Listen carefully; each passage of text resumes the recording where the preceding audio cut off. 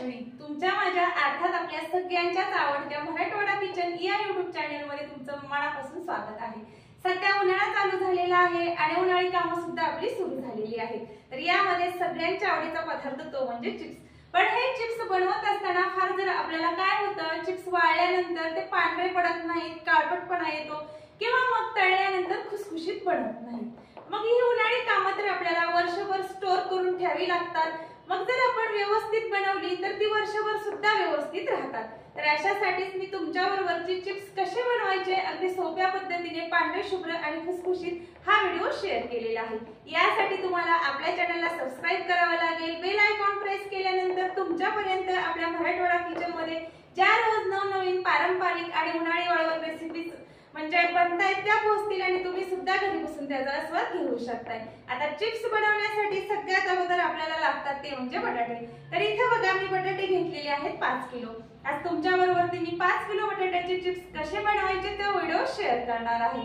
तर सगळ्यात अगोदर आपल्याला बटाटे स्वच्छ धुवून घ्यायचे आहेत। सगळ्यात महत्त्वाची आणि सुरुवातीची ही टिप्स आहे। बटाटा जर तुम्ही स्वच्छ व्यवस्थित धुवून घेतला तर त्यावरती जी माती चिकल आहे ती पूर्ण साईडला निघते आणि चिप्स हे पांढरे शुभ्र आणि खुसखुशीत होण्यासाठी मदत होते। तर इथे बघा आता मी हे बटाटे धुवून घेणार।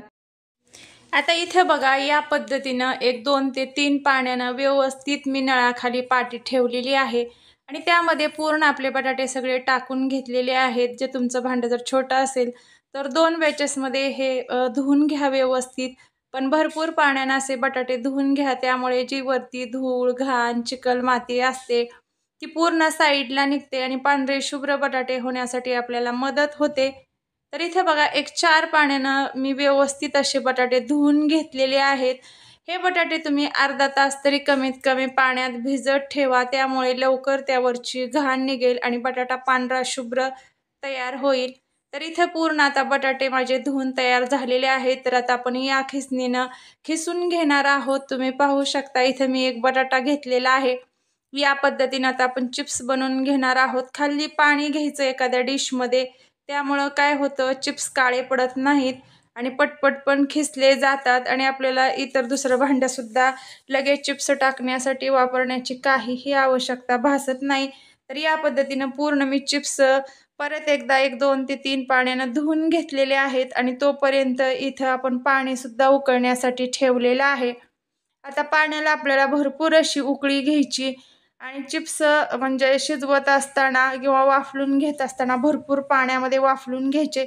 आता तुम्ही पाहू शकता बटाटे सुद्धा 1 2 पाण्याने धुवून घेतले आणि तयार झालेले चिप्स सुद्धा मी 1 2 ते 3 पाण्याने परत एकदा धुवून घेतलेले आहेत। इथं तोपर्यंत आपल्या पाण्याला सुद्धा उकळी आलेली आहे। चिप्स म्हणजे वाफलून घेत असताना अजिबात कोमट किंवा मग थंड पाण्यामध्ये टाकून घ्यायचे नाहीत। अगोदर पूर्ण खळखळ अशी पाण्याला उकळी येऊन द्यायची आणि मगच त्यामध्ये चिप्स टाकायचे। जर तुम्ही थोड्याशा थंड पाण्यामध्ये किंवा कोमट पाण्यामध्ये लगेच चिप्स टाकले तर ते व्यवस्थित म्हणजे पांढरे शुभ्र होत नाहीत, खुसखुशीत बनत नाहीत। त्यामुळे खूप सगळ्यात महत्त्वाची टिप्स आहे, पाण्याला उकळी येऊ द्या आणि मगच तुम्ही तयार करून घेतलेले चिप्स त्या पाण्यामध्ये टाका। आता पूर्ण या पद्धतीने आपल्याला सगळे चिप्स टाकून घ्यायचे आहेत आणि यामध्येच मी चवीनुसार मीठ सुद्धा टाकून घेतलेलं आहे।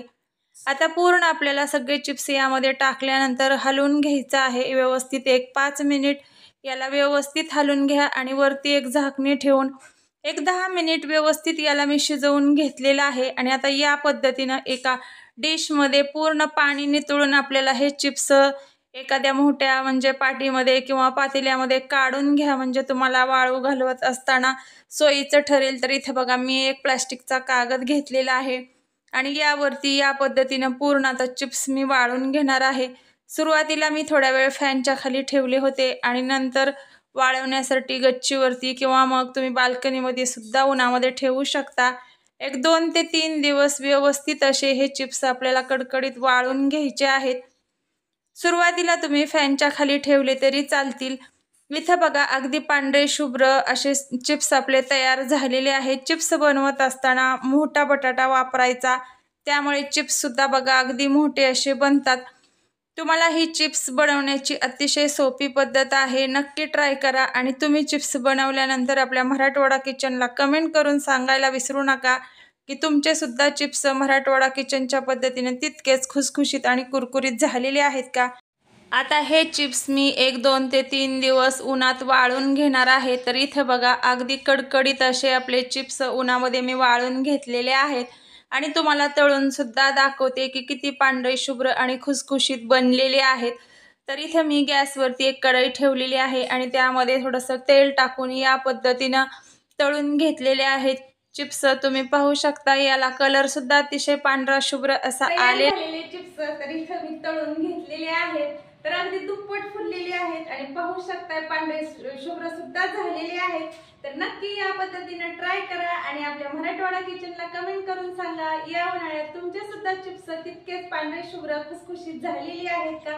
चला मग भेटू आपण अशीच पुढील काहीतरी नवीन आणि हटके अशी रेसिपी घेऊन। तोपर्यंत बाय बाय।